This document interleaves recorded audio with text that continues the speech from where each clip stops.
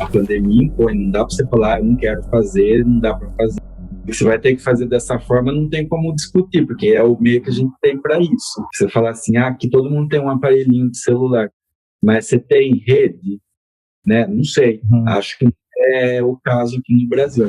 O caso da pandemia está muito difícil. A gente consigo falar por telefone, a gente consegue no WhatsApp, a gente consegue, como nós estamos aqui. Agora, para reunir está mais complicado. A internet chegou agora há pouco, é fraca, é complicado.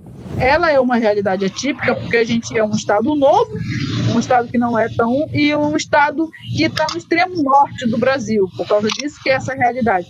E os municípios, eles são municípios também que são municípios novos, tem dificuldade. Até na capital, para te ter só uma ideia, até na capital, para ter internet...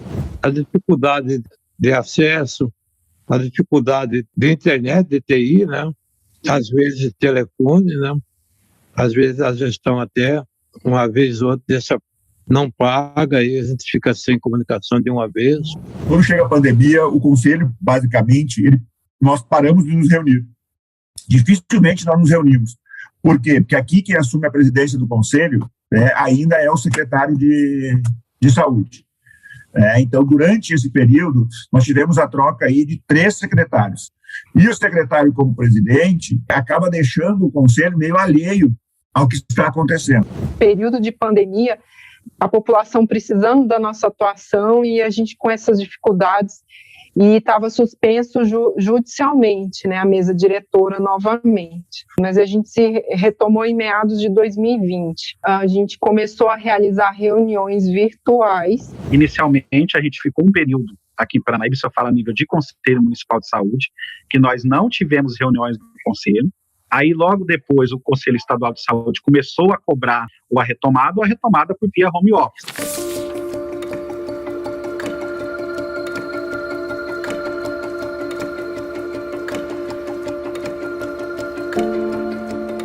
O facilitador do instrumento hoje, que é a internet, nós ampliamos a capacitação, mas lá no início buscamos apenas o empoderamento do conselheiro de saúde para que ele exerça o controle social. Eu acho que beneficia muito, né, as ferramentas, né, digitais, tanto as ferramentas virtuais, agiliza, né, tipo assim, tu consegue o teu público-alvo, tu consegue ele triplicar, quadruplicar, e não perde a qualidade também, né.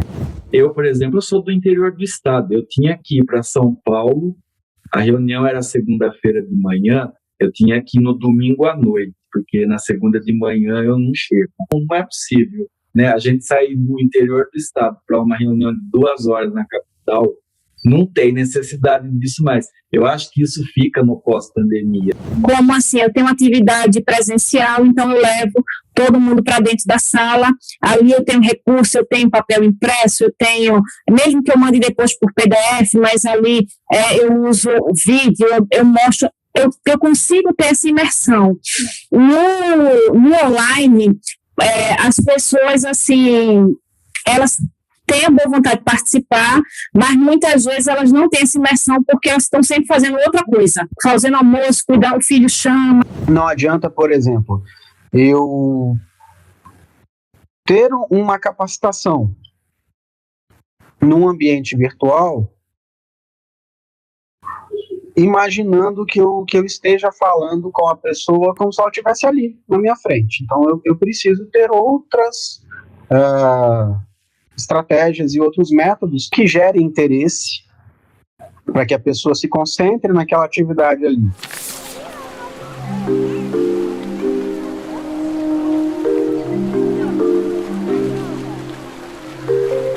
Porque o conselho ele não tem recurso próprio. É custeado dentro da despesa do próprio Estado. Foi colocado lá, ampliar a capacidade no PES, né? Ampliar a capacidade de resposta aos conselhos, diminuir esse tempo de análise de documentos dentro do conselho. Algumas coisas que estão mais dentro do campo dos processos internos, vai ampliar, mas que não tem custo.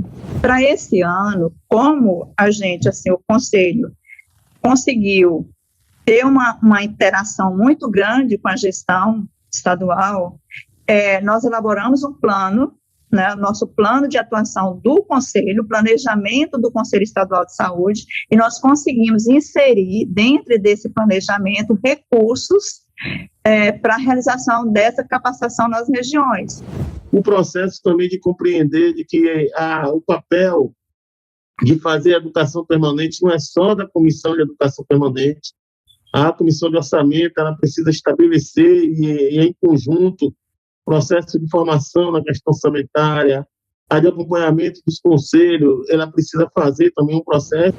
Como é que a gente trabalha muito a questão da educação, ensino e serviço, né? Então, assim, a gente tem os parceiros que são a Universidade Federal de Rondônia, nós temos também como parceiros as instituições de ensino privadas, né, as faculdades privadas que temos aqui no estado de Rondônia, então, as residências multi-uniprofissional na área da saúde, todos estão inseridos aqui. E é nesse processo de parceria do que eu sei, do que o outro sabe, dessa união que faz com que o conhecimento ele se concretize, né, tanto na teoria como na prática.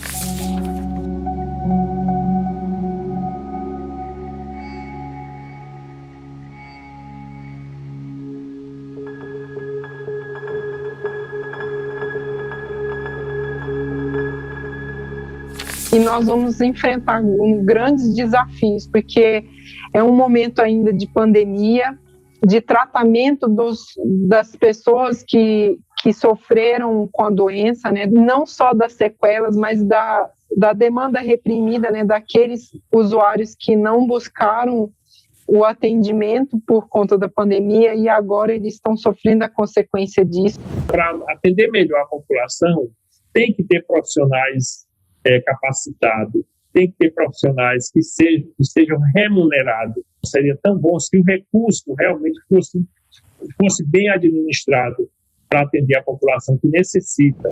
Que o Conselho de Saúde, basicamente, esteja voltado nesse momento para a atenção primária, naquilo que mais chama a atenção da participação da saúde do usuário como um todo, né?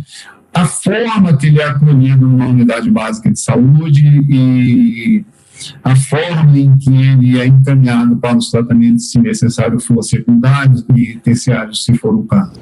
Nós precisamos entender que as pautas políticas que prejudicam o coletivo, ela também vai perpassar pela saúde, sabe por quê? Porque, assim, a parte da educação, em algum momento, ela vai desaguar na saúde. A parte da segurança e do trânsito, ela também deságua na saúde. Então, ou a gente começa a entender, né, que nós fazemos parte do todo, ou então fica muito difícil. É sempre uma questão que a gente salienta assim, junto aos conselheiros estaduais, porque me parece como um nó crítico que muitos dos representantes da entidade não dialogam com as suas entidades, com as pautas e agendas do conselho. E a gente chama muitas entidades para essa discussão. O próprio enfrentamento à pandemia. Como os municípios estavam se estruturando para isso? As populações marginalizadas, principalmente as populações de favela, a população de rua, nós trouxemos todas essas discussões. Nós trouxemos também essa questão dos privados de liberdade, como eu te falei. Os conselhos municipais de saúde a demandar questões, os segmentos, né? A gente viu que aumentou também a violência doméstica. A pauta das mulheres é uma pauta, assim, muito difícil de entrar na pauta geral do Conselho Estadual de Saúde. Olha, é uma luta. E aí o Conselho de Saúde ele não pode achar que só tem que discutir o SUS, não, nós temos que discutir a homofobia, nós temos que discutir a questão de minorias, nós temos que discutir a ocupação do espaço de poder.